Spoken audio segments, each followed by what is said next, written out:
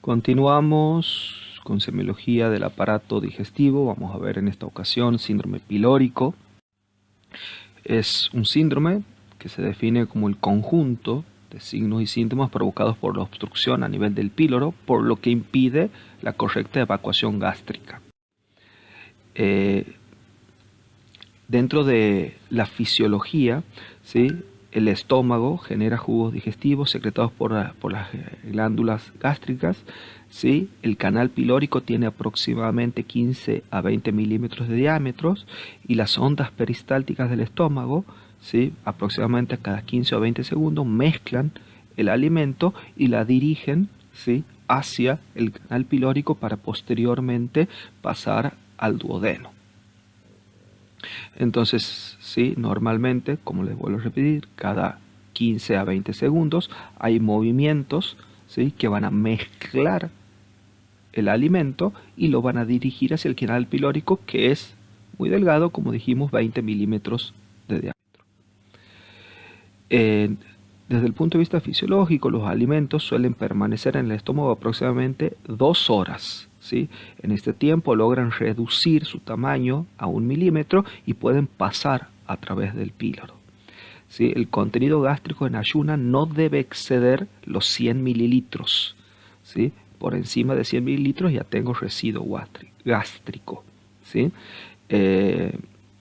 No se debe encontrar vestigios de alimentos en un paciente en ayunas, ¿sí? Esto es patológico. Cuando los alimentos permanecen en el estómago 8, 12 horas o más, ya hablamos de retención gástrica, ¿sí? Y hay retención gástrica por incapacidad de trasladar los alimentos desde el estómago hacia el duodeno, es decir, por el pasaje a través del canal pilórico. Mecanismos que pueden producir síndrome pilóricos. Hay algunos que son reversibles. Inflamación a nivel de píloro, edema, esto puede ser espasmos musculares, una úlcera prepilórica que genere edema puede generar un síndrome pilórico. Una vez curada la úlcera, esto puede mejorar. ¿Sí? Irreversible, bueno, que esta úlcera haya cicatrizado y genere fibrosis, deformación del píloro, atonía gástrica o incluso cánceres, ¿sí?, gástricos. Entonces, úlcera péptica puede generar un síndrome pilórico eventualmente reversible, tumores benignos y malignos, adenoscarcinomas, ¿sí?, incluso linfomas, y procesos inflamatorios, colecistitis, pancreatitis, enfermedad de Crohn, pueden dar síndrome pilórico. Otras causas, estenosis posquirúrgicas, ¿sí?, estenosis por cáusticos, un paciente que haya consumido accidentalmente algún tipo de cáusticos, ¿sí?, páncreas anular o páncreas ectópico, pero son más raras. Causas de síndrome pilórico, pero sin obstrucción del canal pilórico. Y aquí lo que sucede es que el estómago no tiene una adecuada motilidad. La diabetes mellitus, neuropatía autonómica, gastroparesia diabética, inmovilización prolongada, traumatismos abdominales, uso de drogas tipo atropínicos y alteraciones metabólicas como por ejemplo hipopotasemias muy severas. ¿Cómo se manifiesta un síndrome pilórico? Uno de los síntomas fundamentales es el vómito. Y los vómitos suelen ser tardíos, varias horas después del alimento. Mientras más tardío sea, más compromiso, ¿sí?, tiene el paciente. Suelen contener alimentos abundantes, están precedidos de náuseas. El dolor abdominal es clave también. Es dolor tipo cólico, epigástrico, quemazón, pesadez, sobre todo en los estadios iniciales. En los estadios finales, el dolor cesa.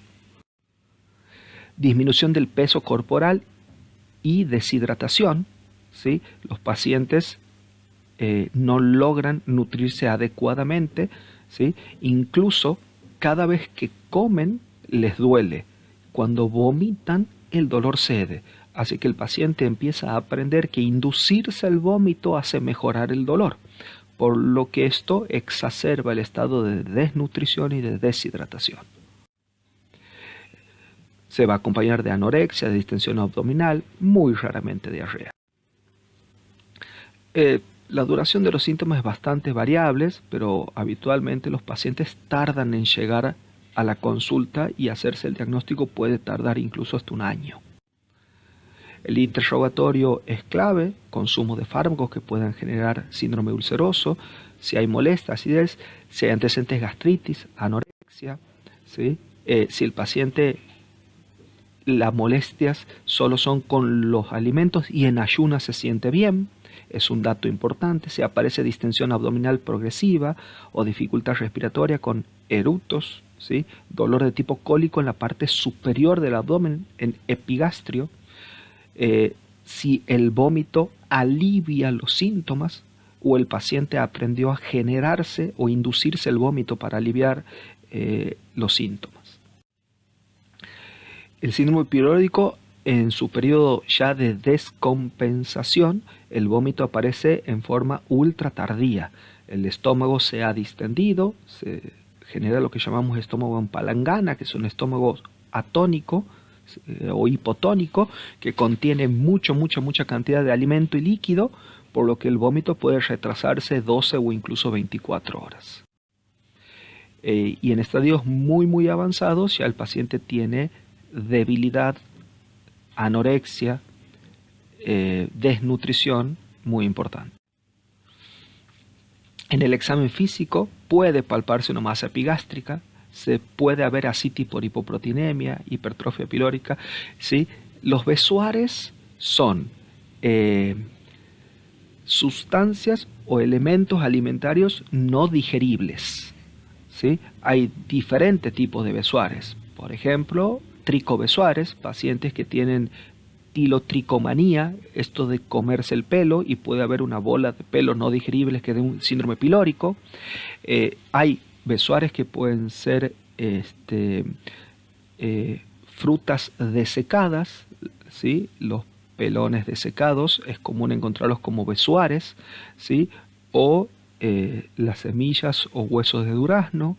Bueno, los besuares pueden ser de diferentes tipos, pero son no digeribles y pueden generar obstrucción. Hemos visto hasta prótesis dentarias como besuares, ¿no? Puede haber distensión abdominal, puede haber dolor ulceroso, pensar en cáncer gástrico. Todo esto puede dar síndrome pilórico. El hallazgo más importante desde lo semiológico es el chapoteo gástrico, porque el estómago está lleno de líquido, entonces el bazuqueo gástrico es claro. Puede verse ondas peristálticas, se llaman ondas peristálticas de Kussmaul, ¿sí?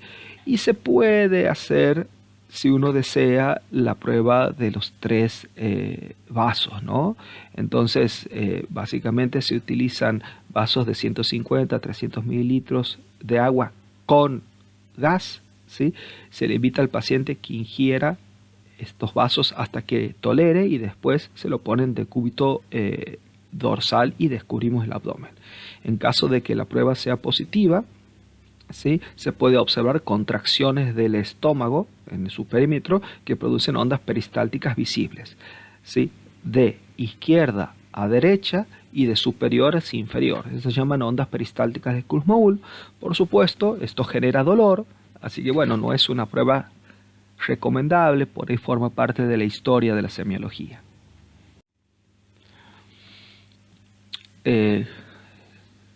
Cuando el estómago ya ha aumentado su volumen, se puede percibir a la percusión el aumento del área timpánica del estómago, es decir, del espacio semilunar de Dravet, ¿sí? El bazuqueo y el chapoteo gástrico son comunes de percibir. Se puede palpar una masa abdominal, la deshidratación, la vitaminosis, la alcalosis metabólica por deshidratación son hallazgos frecuentes. Algunos tips claves para terminar esta presentación. Uno puede, ¿sí?, al síndrome piródico con fines académicos establecer etapas y creo que es bastante útil para comprenderlo. La primera fase le podemos llamar fase compensada. Aquí hay una obstrucción del paso del estómago hacia el duodeno, pero si el estómago lucha, el alimento logra pasar. Entonces, hay peristaltismo que logra evacuar el estómago, vence la obstrucción. Y aquí el síntoma fundamental es el dolor, porque ese peristaltismo aumentado, esas ondas peristálticas, dan dolor cólico. Se puede ver las ondas peristálticas de Kussmaul de izquierda a derecha, de arriba hacia abajo, en la zona alta del abdomen. Y el vómito no es tan tardíaco, pero aquí el paciente aprende que cuando vomita, el peristaltismo cesa y el dolor cesa. Entonces aquí el paciente aprende a inducirse el vómito. Después, si el síndrome pilórico no se soluciona y avanza, aparece la fase descompensada. Aquí ya no se logra vencer la obstrucción. Pero en esta fase hay dos etapas. Una de lucha, el estómago sigue luchando. Aumenta el peristaltismo, pero no logro vencer la obstrucción. Empieza a aparecer halitosis, mal aliento. Cada vez hay menos dolor porque la lucha es menos intensa y aquí los vómitos empiezan a aparecer en forma tardía, 6 horas luego de la comida. Hasta que llega la fase de claudicación. Aquí ya no hay peristaltismo, el estómago claudicó. Hay un estómago en palangana, por lo que el dolor desaparece. Hay distensión abdominal, aparece el chapoteo gástrico, no hay dolor y aparecen los vómitos ultra tardíos. 12 horas, 24 horas después, con alimento mal digerido, fétido, el paciente relata mal sabor, lengua saburral, sed, oliguria, desnutrición progresiva, cefalea, ¿sí? Entonces, con estas fases podemos comprender bien la evolución del síndrome pilórico. Es importante tener en cuenta que la etapa de descompensación es cuando ocurre realmente el éxtasis gástrico, ¿no? Y aquí el vómito aparece tardíamente. Cuanto más tardío es el vómito, más avanzado está el síndrome pilórico. En las primeras etapas, ¿sí?, el vómito puede ser 1 hora después de la comida. En la etapa de descompensación, pero de lucha, el vómito aparece 6 horas después. Y en la etapa de claudicación, 12 o 24 horas después de comer. Muchas gracias.